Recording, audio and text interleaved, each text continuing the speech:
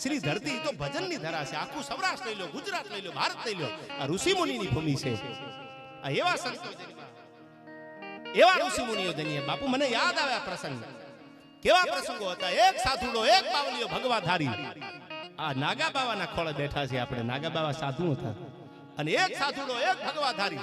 અને ધીરા ધીરા ધીરા ધીરા ડગલા દેતો દેતો દેતો બાપુ હાલી જાય. સમંદરમાં ઓટું આવે, દરિયાના પાણીમાં હિલોળા મંડ્યા આવવા. એમાં લાખો માછલા છે, એ કાંઠે તડફડિયા મંડે મારવા. પાણી પાછું વીયું જાય. પાણી માછલાની હારે જે માછલા આવે એ કાંઠે માછલા રહી જાય, પાણી પાછું વીયું જાય. અને પછી ઓલા સાધુડાએ પ્રણભાઈ જોયું આમ, આહા આ તો માછલા તડફડિયા મારે છે, આ પાણી વગર થોડા જીવે આવે.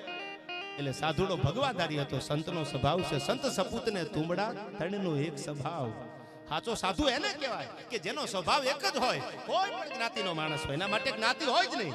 એને તારવો કેમ, એને પરમાત્મા સુધી પુગાડવો કેમ. આ કામ જો દુનિયામાં કોઈ કર્યું હોય તો આ દેશના ભગવાધારી સાધુડાઓએ કર્યું છે, સંતો અને મહંતોએ કર્યા છે આ કામ.